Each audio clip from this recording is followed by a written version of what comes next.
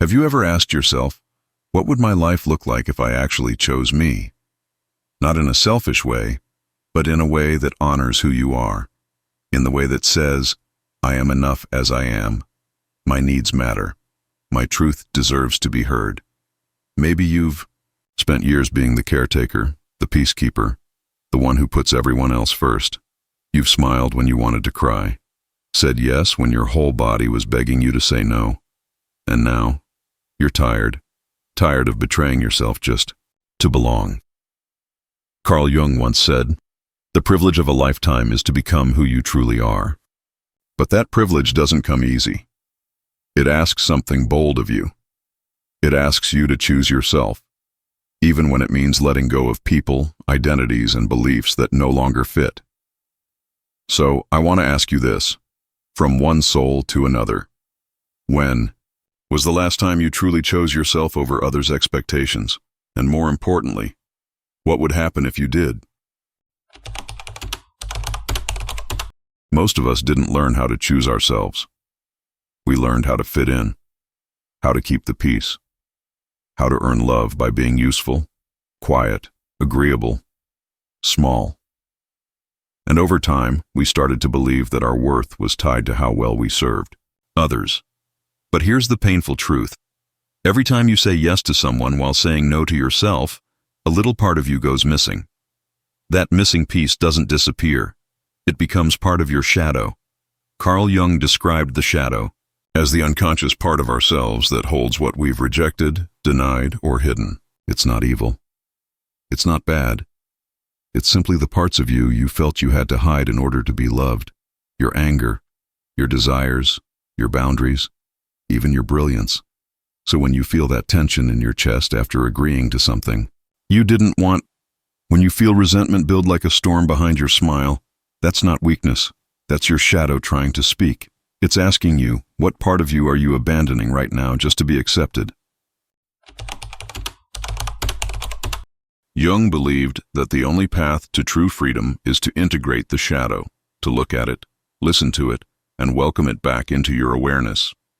Because the parts you reject don't go away.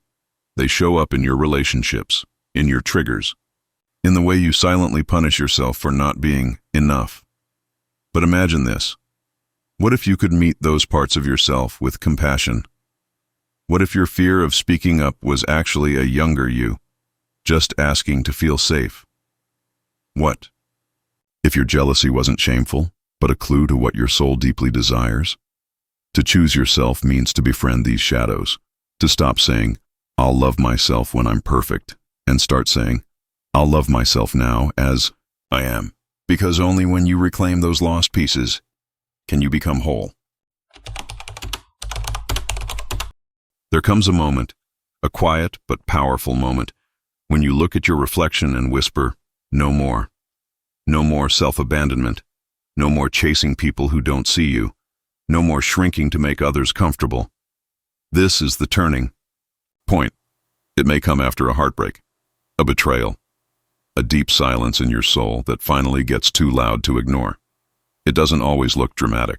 Sometimes it's just the moment you finally cancel plans that drain you. The moment you stop over-explaining yourself. The moment you let go of someone who can't love you fully. It's subtle, but it's sacred. It's the moment you begin to walk your own path, not the one you were told to follow. And yes, people may call you selfish. But Jung taught us this. What you resist not only persists, but will grow in size. The more you resist your truth, the louder your suffering becomes. Choosing yourself may rattle the world around you, but it will soothe the world within you. And that's the only world you truly live in. Individuation. Becoming whole.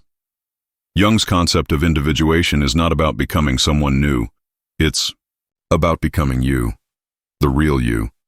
The one who's been buried under masks, roles, and obligations. Individuation is the process of integrating your conscious self with your unconscious self, of becoming whole, light and shadow, strength and vulnerability. It's not a one-time decision, it's a daily practice. It's in the small choices you make. To speak your truth even when your voice shakes, to rest even when the world tells you to hustle. To say, I matter, and actually mean it. When you begin to live from this place, something shifts. You stop seeking permission. You stop waiting to be chosen. Because you've already chosen yourself. And that changes everything. If you're still here, that means something in your soul is stirring. You're ready. Ready to stop abandoning yourself. Ready to come home to who you truly are. So here's your soulful challenge for the week. Take 10 minutes each day. Just 10. Sit quietly, breathe deeply, and ask yourself this one question. What does choosing myself look like today? Maybe it means saying no. Maybe it means saying yes to rest, to creativity, to truth. Maybe it means crying, or dancing, or writing that letter you'll never send. Whatever it is, honor it. Because when you choose yourself, you teach the world how to love you. You become a mirror for authenticity, for courage, for wholeness. And the world needs more of that. The world needs you. So if this message touched you, don't keep it to yourself. Comment below, what does choosing yourself mean to you right now? Like, subscribe, and share this with someone who's ready to remember who they are. And above all, keep walking. One breath, one truth, one choice at a time. You are not alone, and you are worthy, always, of choosing you.